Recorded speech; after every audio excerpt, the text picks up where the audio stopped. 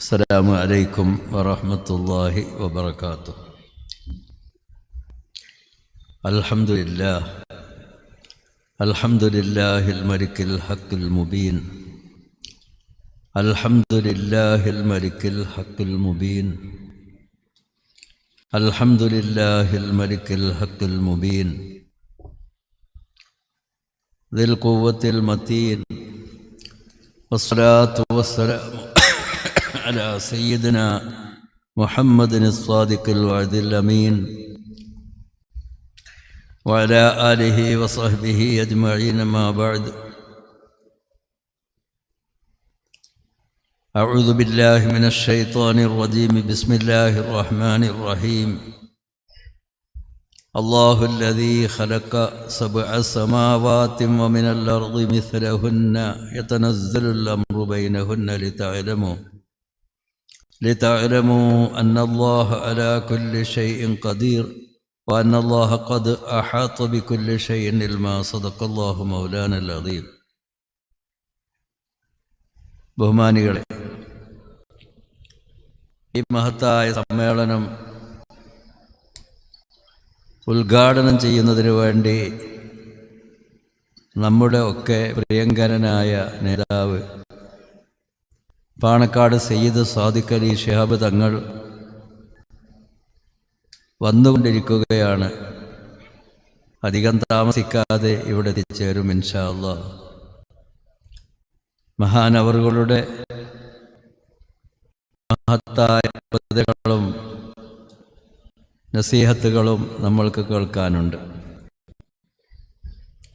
അതേ പ്രകാരം തന്നെ ഇവിടെ സ്വാഗതം പറഞ്ഞ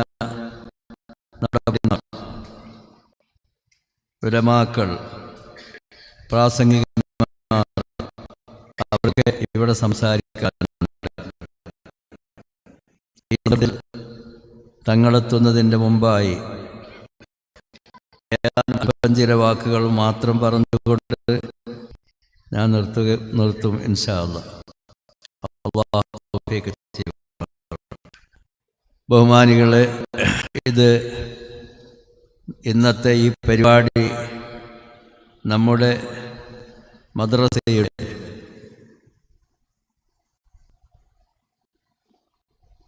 പുനർനിർമ്മാണം പൂർത്തിയായ നമ്മുടെ കെട്ടിടം നമ്മുടെ സഹോദര സഹോദരികളുടെ കഴിഞ്ഞ സഹായത്തോടുകൂടെ ഇവ സ്വാഗത പ്രസംഗത്തിൽ സൂചിപ്പിച്ചതുപോലെ നിങ്ങളെല്ലാവരുടെയും പൂർണ്ണമായ സഹായ സഹകരണങ്ങളിലൂടെ നമുക്ക് പൂർത്തിയാക്കാൻ കഴിഞ്ഞ ആ മദ്രസയുടെ ഉദ്ഘാടന കർമ്മം നിർവഹിക്കപ്പെടുമ്പോൾ നമുക്കുണ്ടാകുന്ന സന്തോഷം വലുതാണ്.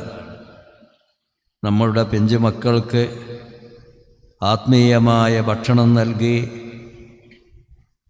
അവർക്ക് ആത്മീയമായ വളർച്ചയുണ്ടാക്കി തീർക്കുന്ന, പുരോഗതി ഉണ്ടാക്കി തീർക്കുന്ന, അവരെ സന്മാർഗത്തിലേക്ക് നയിക്കുന്ന നമ്മുടെ പ്രാഥമിക വിദ്യാഭ്യാസ സ്ഥാപനമാണ് നമ്മുടെ മദ്രസകൾ. ഈ മദ്രസകൾ നമ്മളുടെ കുട്ടികളെ സ്നേഹിക്കുന്നത് പോലെ നമ്മുടെ കുട്ടികൾക്ക് ആത്മീയ ആഹാരം നൽകുന്ന ഈ മദ്രസയും നമ്മൾ സ്നേഹിക്കുകയാണ്. അതുകൊണ്ട് തന്നെ വളരെ സന്തോഷകരമായ ഒരു സന്ദർഭത്തിലാണ് നമ്മളിവിടെ ഒരുമിച്ച് കൂടിയിരിക്കുന്നത്. ബഹുമാനപ്പെട്ട സമസ്ത കേരള ജമിയത്തുൽ ഉലമ അതിൻ്റെ 10, 12, 14ഓളം വരുന്ന കീഴ്ഘടകങ്ങൾ, അതിലേറ്റവും പ്രഥമവും പ്രധാനപ്പെട്ടതുമായ കീഴ്ഘടകമാണ് സമസ്ത കേരള ഇസ്ലാം മത വിദ്യാഭ്യാസ ബോർഡ്. സമസ്തയുടെ വിദ്യാഭ്യാസ പ്രവർത്തനങ്ങൾക്ക് നേതൃത്വം വഹിക്കുന്ന മഹത്തായ പ്രസ്ഥാനമാണ് ഇസ്ലാം മത വിദ്യാഭ്യാസ ബോർഡ്. സമസ്തയുടെ വിദ്യാഭ്യാസ പ്രവർത്തനങ്ങളെന്ന് പറയുമ്പോൾ അത് കേരളത്തിൽ മാത്രമല്ല, സമസ്തയുടെ ഈ പ്രത്യേക ഘടകം സമസ്ത കേരള ഇസ്ലാം മത വിദ്യാഭ്യാസ ബോർഡിൻ്റെ വിദ്യാഭ്യാസ പ്രവർത്തനങ്ങൾ കേരള എന്നൊരു വാചകം അതിൻ്റെയൊക്കെ കൂടെ ഉണ്ടെന്നതുകൊണ്ട് ഇത് കേരളത്തിലുള്ള ഒരു വിദ്യാഭ്യാസ പ്രവർത്തനത്തിനുള്ള സംഘടനയാണ് എന്ന് നമ്മൾ തെറ്റിദ്ധരിക്കാൻ പാടില്ല. ഇതര സ്റ്റേറ്റുകളിലൊക്കെ പോകുമ്പോൾ അത് കേരളത്തിലുള്ളതല്ലേ, സമസ്ത കേരളല്ലേ എന്നവർ സംശയം പ്രകടിപ്പിക്കാറുണ്ട്. അപ്പോൾ കാര്യങ്ങൾ അവർക്ക് മനസ്സിലാക്കി കൊടുക്കും. ഇസ്ലാം മത വിദ്യാഭ്യാസ ബോർഡിൻ്റെ വിദ്യാഭ്യാസ പ്രവർത്തനങ്ങൾ അത് കേരളത്തിൽ മാത്രമല്ല, ഇന്ത്യയിലെ മുസ്ലിങ്ങൾ അധിവസിക്കുന്ന സ്റ്റേറ്റുകളിലൊക്കെ തന്നെ അതിൻ്റെ മദ്രസകളും അതിൻ്റെ വിദ്യാഭ്യാസ പ്രവർത്തനങ്ങളും നടന്നുകൊണ്ടിരിക്കുകയാണ്. ഇന്ത്യയിൽ മാത്രമല്ല, ദേശീയ തലത്തിലും ഇന്ത്യക്ക് പുറത്ത്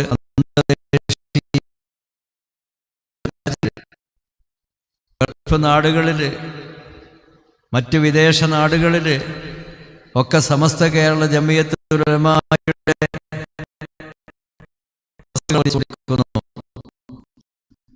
മദ്രസകളാണ് സ്വദേശത്തും വിദേശത്തുമായി സമസ്തയുടെ അംഗീകാരത്തോടുകൊണ്ടിരിക്കുന്നത്.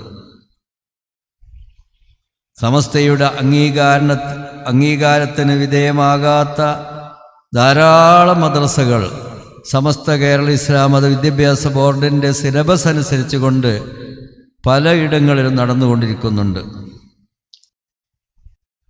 മദ്രസകൾ തന്നെ 11,000-ഓളമായി.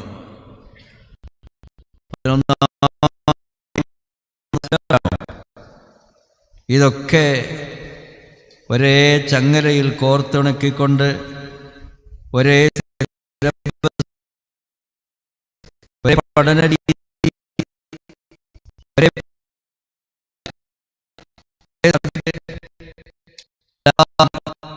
ഒരേ നിരയിൽ അങ്ങനെ സമസ്ത കേരള ഇസ്ലാം മത വിദ്യാഭ്യാസ ബോർഡിൻ്റെ പ്രവർത്തനങ്ങൾ അത് വലിയ സർക്കാർ സംവിധാനങ്ങളൊന്നുമില്ലാതെ, കോടികൾ ചെലവഴിക്കാതെ, വളരെ കുറഞ്ഞ ചെലവിൽ അതിൻ്റെ എല്ലാ സംവിധാനങ്ങളും വിദ്യാഭ്യാസ സംവിധാനങ്ങളും നടക്കുന്നു.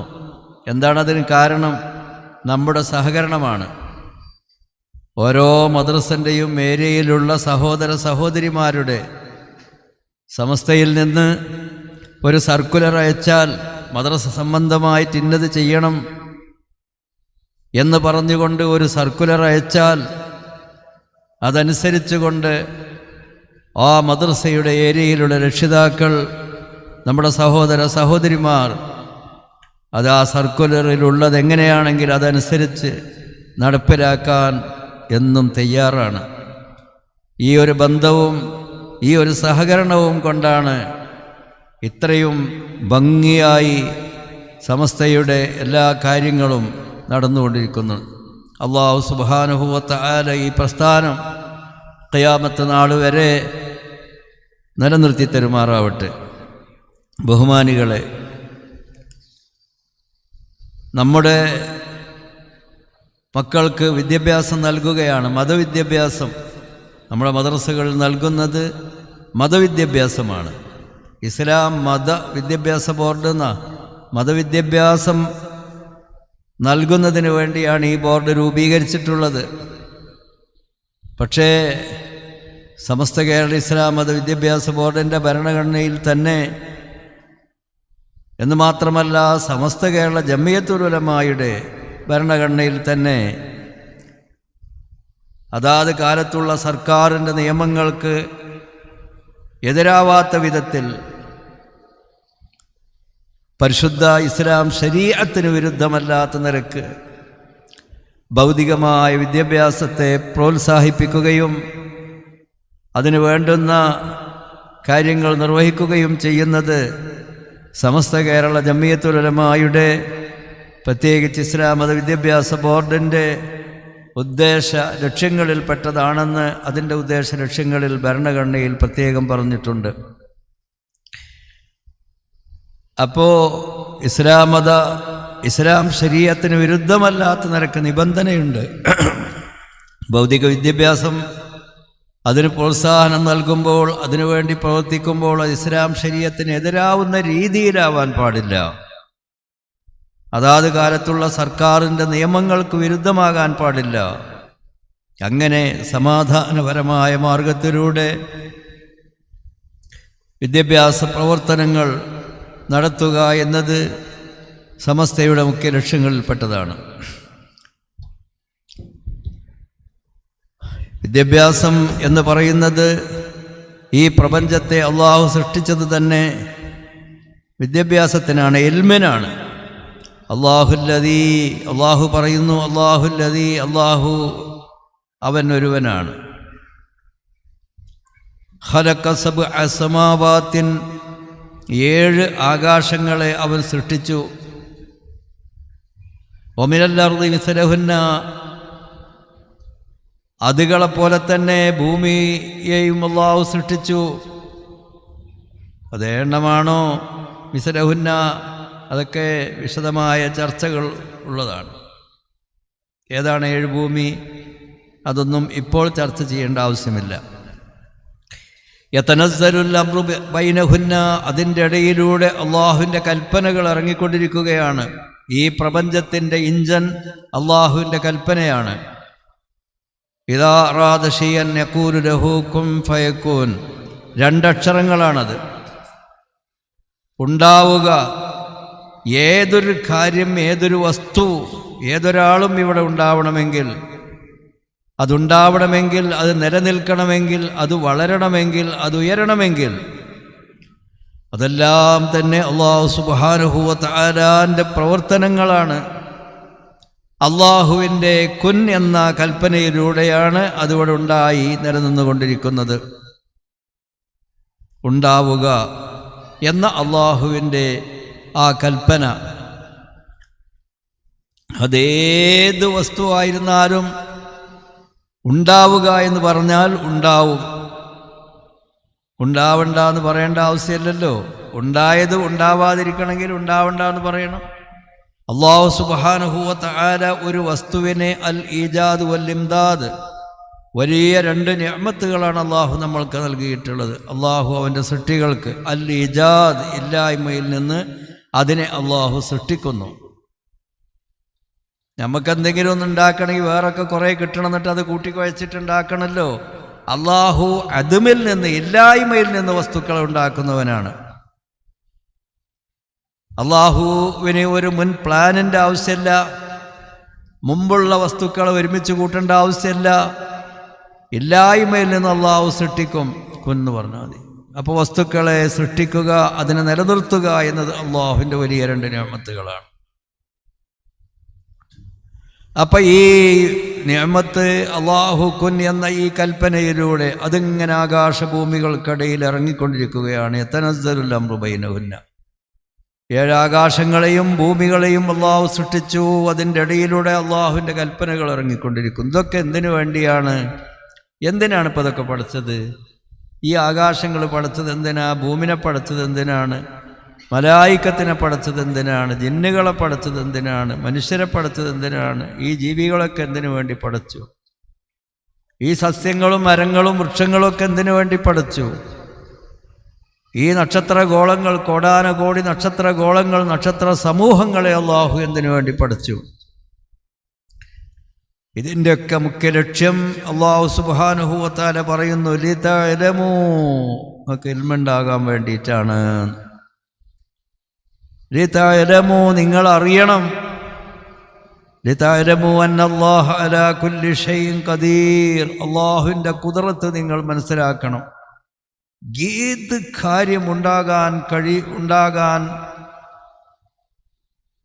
പറ്റുന്ന ഏത് കാര്യത്തിനും അള്ളാഹുവിന് കഴിവുണ്ട്. ഇന്നത് എന്നില്ല, ഇതിനൊന്നും ഒഴിവില്ല. അത് നിങ്ങൾ അറിയണം. ഇതൊക്കെ കാണുമ്പോൾ അറിയില്ലേ? ഈ ആകാശങ്ങൾ, ഇത്ര വലിയ ആകാശങ്ങളും ഇത്ര വലിയ ഭൂമിയും അതിലിത്ര അധികം സൃഷ്ടികളും, അതൊക്കെ തട്ടിമുട്ടാതെ, അതൊക്കെ തകർന്നു പോകാതെ കൃത്യമായി അതൊക്കെ ഇങ്ങനെ ചലിച്ചുകൊണ്ട്, സഞ്ചരിച്ചുകൊണ്ട്, കറങ്ങിക്കൊണ്ട് നമ്മൾക്ക് രാവും പകലും ഉണ്ടാക്കി തന്നുകൊണ്ട്, സൂര്യചന്ദ്ര നക്ഷത്രാദികളൊക്കെ അതിൻ്റെ കൃത്യമായി ചലിച്ചുകൊണ്ട്, ഇതൊക്കെ നമ്മൾ കാണുമ്പോൾ ഇക്കോലത്തിൽ ഇതൊക്കെ നിയന്ത്രിച്ച് പോരണമെങ്കിൽ ചെറിയ കഴിവൊന്നും പോരാ. എല്ലാ കഴിവുള്ള ഒരാൾക്കേ ഇത് സാധിക്കുള്ളൂ എന്ന് നമുക്ക് മനസ്സിലാവൂലേ? അതാണ് തഅലമൂ, നിങ്ങളറിയാൻ വേണ്ടി, അന്നല്ലാഹ, ഇതൊക്കെ സൃഷ്ടിച്ച് നിലനിർത്തിപ്പോരുന്ന അല്ലാഹു സുബ്ഹാനഹു വ തആല അലാ കുല്ലി ഷൈഇൻ ഖദീർ, സകല വസ്തുവിൻ്റെ മേലും അവൻ കഴിവുള്ളവനാണ്.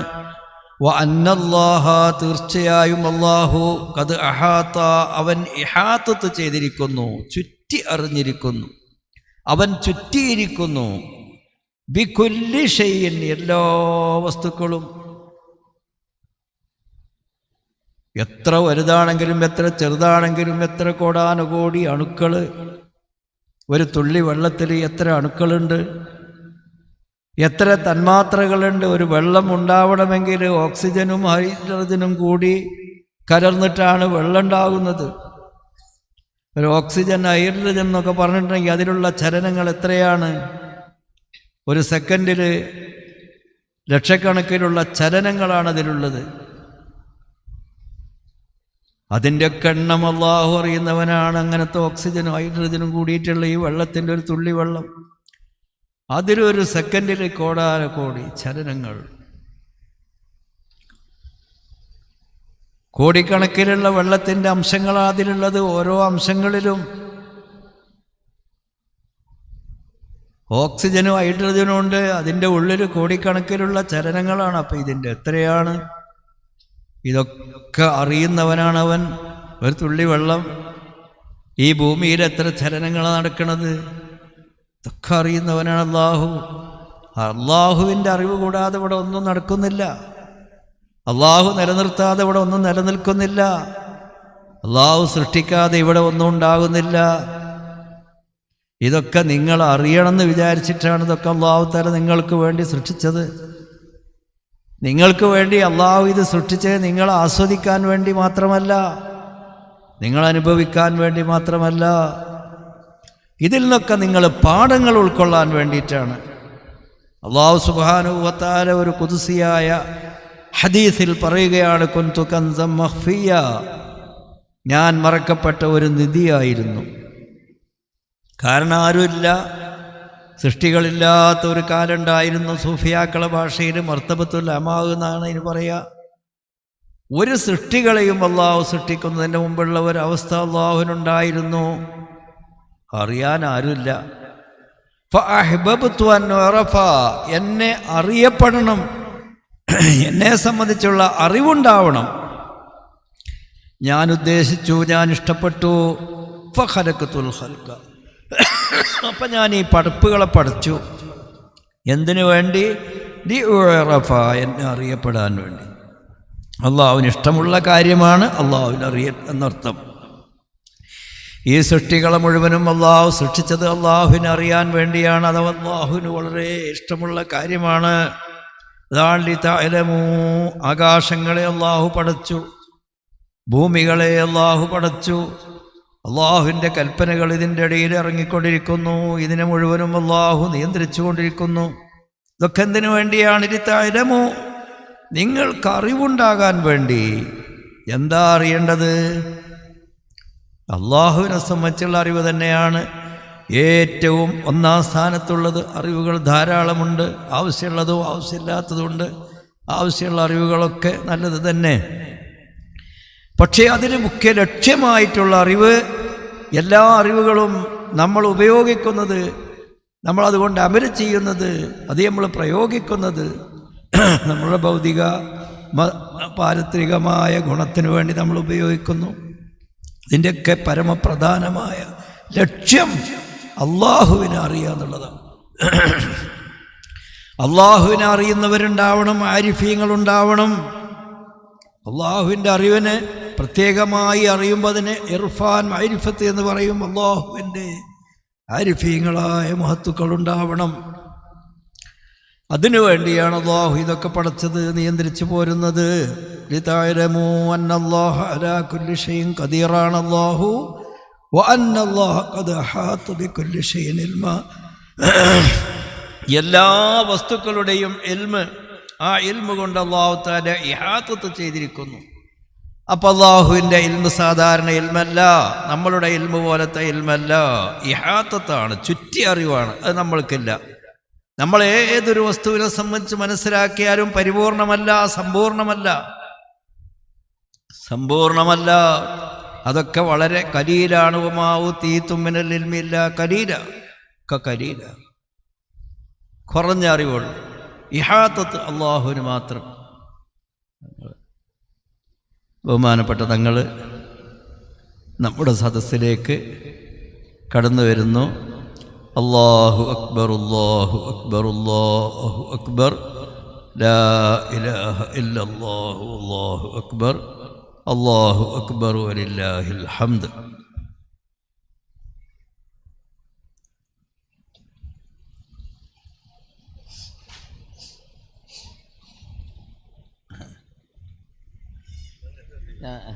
ഞാൻ നിർത്തിക്കോളാം, കഴിഞ്ഞിക്കണു. ബഹുമാനികളെ, ഞാൻ നീട്ടിക്കൊണ്ടു പോകുന്നില്ല. അപ്പം നമ്മൾ ഇൽമിൻ്റെ മഹത്വം പറഞ്ഞതാ, ഒരായത്തിൻ്റെ അർത്ഥം പറഞ്ഞതാണ്. ഈ പ്രപഞ്ചത്തെ അള്ളാഹു സൃഷ്ടിച്ചത് ഇൽമിന് വേണ്ടിയാണ്. അതുകൊണ്ട് ആ ഇൽമിൻ്റെ മഹത്വം നമ്മൾക്ക് മനസ്സിലാക്കി കഴിഞ്ഞാൽ അതിൻ്റെ ഒരു പ്രാഥമിക ഘട്ടമാണ് നമ്മുടെ മദ്രസകൾ എന്ന് പറയുന്നത്. പ്രാഥമിക ഘട്ടം നമ്മൾക്ക് അമല് ചെയ്യാനുള്ള നമ്മളുടെ വിശ്വാസ കാര്യങ്ങൾ, നമ്മുടെ അനുഷ്ഠാന കാര്യങ്ങൾ, നമ്മുടെ ആത്മീയ കാര്യങ്ങൾ, വിശ്വാസ കാര്യങ്ങളും അനുഷ്ഠാന കാര്യങ്ങളും ആത്മീയ കാര്യങ്ങളും, അഖായിദ് എന്ന് പറയും, അമലിയാത്ത് എന്ന് പറയും, അഖ്ലാഖ് എന്ന് പറയും. പ്രത്യേകിച്ച് സൂറത്തുൽ അസ്റിൽ പറയുന്നു, ഇത് നാലും പറഞ്ഞതിൻ്റെ ശേഷം വതവാസൗ ബിൽ ഹഖി വതവാസൗ ബിസ്സബ്ർ, ക്ഷമ വളരെ പ്രധാനപ്പെട്ടതാണ്. അപ്പോൾ ഇതൊക്കെയാണ് നമ്മളുടെ മദ്രസകളിൽ പഠിപ്പിച്ചുകൊണ്ടിരിക്കുന്നത്. ഈ മദ്രസയിലൂടെ പ്രാഥമിക പഠനത്തിലൂടെ കുല്ലു വലദിൻ യൂലദു അലൽ ഫിത്ര, നമ്മളുടെ മക്കൾ പ്രകൃതി നിയമത്തിന് വിധേയമായി, ഒരു മനുഷ്യൻ്റെ പ്രകൃതി നിയമം എന്താണ്? അബവാഹു യുഹബ്ബിദാനിഹി വയുമജ്ജിസാനിഹി വയുനസ്സിറാനിഹി, അവൻ്റെ മാതാപിതാക്കൾ അവനെ മജൂസിയാക്കുന്നു, അഗ്നി ആരാധകൻ, അവനെ നസ്രാണിയാക്കുന്നു, അവനെ യഹൂദിയാക്കുന്നു. ഇതെല്ലാം രക്ഷിതാക്കളുടെ ആ സാഹചര്യവും വീട്ടിലെ സാഹചര്യവും അവൻ്റെ ചുറ്റുപാടും അനുസരിച്ചുകൊണ്ട് അവൻ ഓരോ പിഴച്ച വഴിയിലേക്ക് അവൻ പോകുന്നു. അപ്പം നല്ല അന്തരീക്ഷവും നല്ല ചുറ്റുപാടും നമ്മൾക്കുണ്ടാക്കണം. അതിന് നമ്മളെ വീടുകളിൽ നിന്ന് മണിക്കൂറുകൾ നേരം നമ്മളെ മദ്രസകളിൽ വന്നാൽ അവിടെ നല്ല അന്തരീക്ഷമാണ്, നല്ല സാഹചര്യമാണ്. ആ കുട്ടികൾ നന്നായി വളരും. അവർക്ക് ആവശ്യമായ അഖീദ, അമല്, അഖ്ലാഖ് എല്ലാം അവിടെ പഠിപ്പിക്കപ്പെടും. കൂടാതെ സത്യസന്ധമായ ചരിത്രങ്ങൾ, വതവാസൗ ബിൽ ഹഖ്, സത്യസന്ധമായ ചരിത്രങ്ങൾ, സത്യസന്ധമായ അതിൻ്റെ പൊരുളുകൾ മനസ്സിലാക്കി പാഠങ്ങൾ ഉൾക്കൊണ്ടുകൊണ്ടുള്ള ചരിത്ര പഠനമാണ്. വെറുതെ ചരിത്രം പഠനം നടത്തി സമയം കളഞ്ഞിട്ടൊരു കാര്യമില്ല. ഏത് ചരിത്രമായിരുന്നാലും അതിലൊക്കെ നല്ല പാഠങ്ങളുണ്ടാകും. ആ പാഠങ്ങൾ ഉൾക്കൊണ്ടുകൊണ്ട് ചരിത്രങ്ങൾ പഠിക്കണം. ആ പാഠങ്ങൾ ഉൾക്കൊള്ളിച്ചുകൊണ്ടാണ് നമ്മുടെ ചരിത്രങ്ങൾ നമ്മുടെ മദ്രസകൾ പഠിപ്പിക്കുന്നത്. അങ്ങനെ അഖായിദും അമലിയാത്തും അഖ്ലാഖും താരീഖും, പിന്നീട് അവർക്ക് ആവശ്യമായ മറ്റു വിവരങ്ങൾ, അതൊക്കെ ഉൾക്കൊള്ളിച്ചുകൊണ്ടാണ് ഈ മദ്രസകളിൽ നിന്ന് നൽകപ്പെടുന്ന ഈ അറിവുണ്ടായതുകൊണ്ട് കാര്യമില്ല. അറിവുണ്ടായതുകൊണ്ട് ഒരു കാര്യമില്ല. വൽ ഇൽമു ഇൻ കാറനതുഹുൽ ഖശിയതു ഫഹുവ ലക വഇല്ലാ ഫഅലൈക. ഒരാൾക്ക് ഇൽമു കരസ്ഥമായി, പക്ഷേ അള്ളാഹുവിനെ ഭയപ്പെട്ടുകൊണ്ട് ആ ഇൽമനുസരിച്ച് പ്രവർത്തിക്കാനുള്ള മനസ്സുണ്ടായാൽ നല്ലതാ.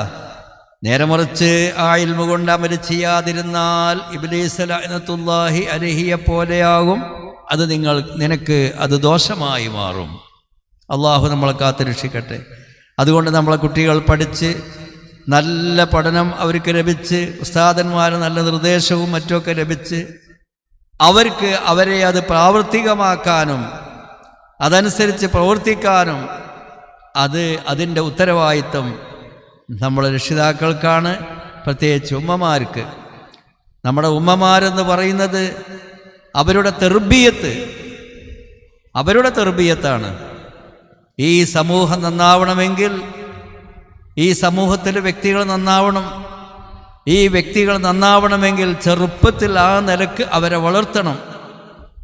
ബഹുമാനപ്പെട്ട ഫരീദുദ്ദീനുൽ ചിശ്തി ഉമ്മമാർ മനസ്സിലാക്കണം.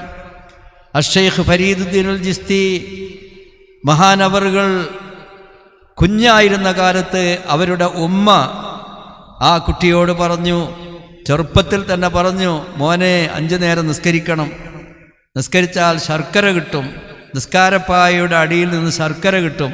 അപ്പോൾ കുട്ടിക്ക് നല്ല ആവേശമായി, ശർക്കര കിട്ടുമല്ലോ, അതാണ് കഞ്ചുഷ്.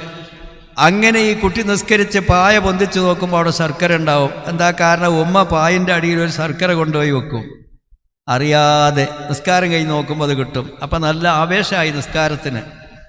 അങ്ങനെ കുട്ടി വലുതായതിൻ്റെ ശേഷം പള്ളിയിലേക്ക് പോയി, നിസ്കരിക്കാൻ പള്ളിയിലേക്ക് പോയി ജമാഅത്തിൽ പെടാൻ. അപ്പോൾ ഉമ്മാക്ക് ഭയങ്കര ബേജാറായി, കള്ളി പൊളിയല്ലോ.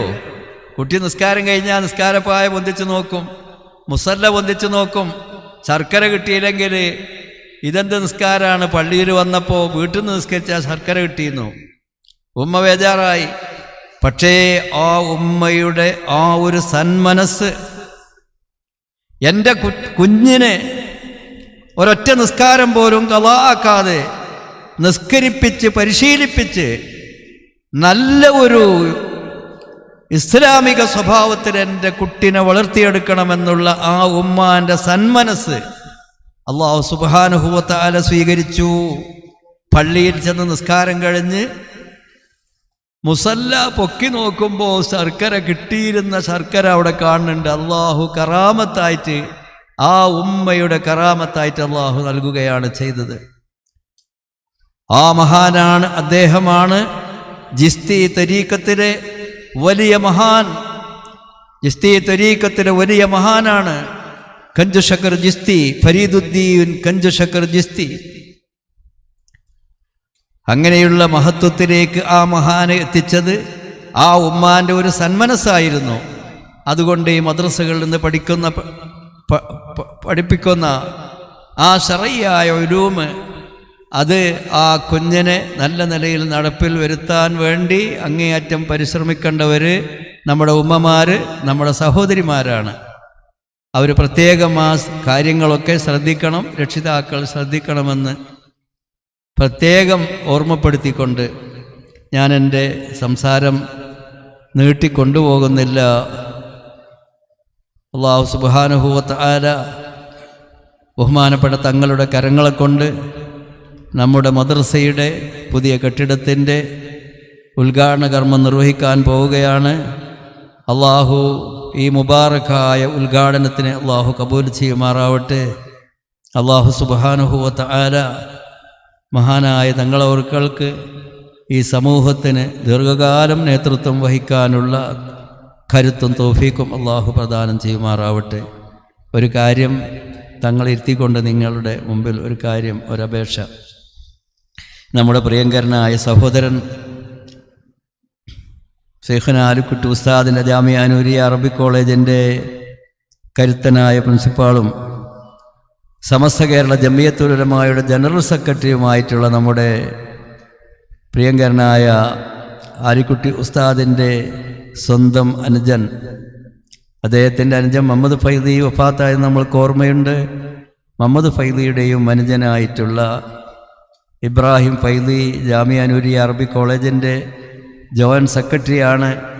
മുഴുവൻ സമയം ജാമിഅ നൂരിയയ്ക്ക് വേണ്ടി പ്രവർത്തിച്ചു കൊണ്ടിരുന്ന തങ്ങളുടെ ബഹുമാനപ്പെട്ട തങ്ങളുടെ ഒരു വലങ്കയ്യ് ആയി പ്രവർത്തിച്ചു കൊണ്ടിരുന്ന ഏറ്റവും വലിയ സമസ്തയുടെ വലിയ ഗുണകാംക്ഷിയായിരുന്ന, അതുപോലെ ഗൾഫിലും സ്വദേശത്തും വിദേശത്തായിരുന്ന കാലത്തൊക്കെ സമസ്തക്ക് വേണ്ടിയും അഹ്ലുസുന്നത്ത് വൽ ജമാഅത്തിന് വേണ്ടിയും അങ്ങേയറ്റം പ്രവർത്തിച്ചു കൊണ്ടിരിക്കുന്ന നമ്മുടെ പ്രിയപ്പെട്ട സഹോദരൻ ഇബ്രാഹിം ഫൈലി ഇന്നലെ രാത്രി വഫാത്തായി.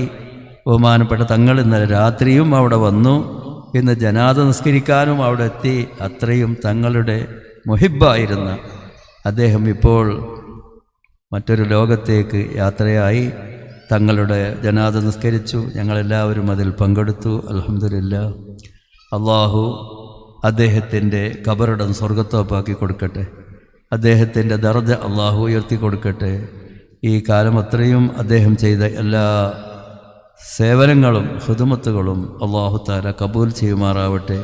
അദ്ദേഹത്തിന് വേണ്ടി ഒരു ഫാത്തിഹ എല്ലാവരും ഓതണം. അൽ ഫാത്തിഹ. അഊദു ബില്ലാഹി മിനശ് ശൈത്വാനിർ റജീം. ബിസ്മില്ലാഹിർ റഹ്മാനിർ റഹീം. അൽഹംദുലില്ലാഹി റബ്ബിൽ ആലമീൻ അർറഹ്മാനിർ റഹീം മാലികി യൗമിദ്ദീൻ ഇയ്യാക നഅ്ബുദു വ ഇയ്യാക നസ്തഈൻ ഇഹ്ദിനസ് സിറാത്തൽ മുസ്തഖീം സിറാത്തൽ ലദീന അൻഅംത അലൈഹിം ഗൈറിൽ മഗ്ദൂബി അലൈഹിം വലദ്ദാല്ലീൻ. ആമീൻ. അല്ലാഹുവേ, നിൻ്റെ സവാബിനെ ഞങ്ങളുടെ സഹോദരൻ്റെ ഖബറിടത്തിലേക്ക് നീ എത്തിച്ചു കൊടുക്കുക തമ്പുരാനെ. ആ ഖബറിൽ എല്ലാവിധ അദാബുകളെ തൊട്ട് നീ സലാമത്ത് നൽകുക തമ്പുരാനെ. നീ ഖബർ വിശാലമാക്കി കൊടുക്കുക തമ്പുരാനെ. പ്രകാശിപ്പിച്ച് കൊടുക്കുക തമ്പുരാനെ. അദ്ദേഹത്തിൻ്റെ എല്ലാ ഖിദ്മത്തുകളും നീ കബൂൽ ചെയ്ത തമ്പുരാനെ. അദ്ദേഹത്തിൻ്റെ ദർജകളെ നീ ഉയർത്തി കൊടുക്കുക തമ്പുരാനെ. അദ്ദേഹത്തിൻ്റെ നല്ല പകരക്കാരൻ സംഘടനാ രംഗത്തും സാമൂഹ്യ രംഗത്തും അതുപോലെ പട്ടിക്കാട് ജാമിഅ നൂരിയ അറബി കോളേജിന് വേണ്ടിയും ഒക്കെ പ്രവർത്തിക്കുന്ന, തങ്ങളുടെ വരം കൈയായി പ്രവർത്തിക്കാൻ പറ്റുന്ന നല്ല ഒരു പകരക്കാരനെ നീ പ്രദാനം ചെയ്യണേ തമ്പുരാനെ.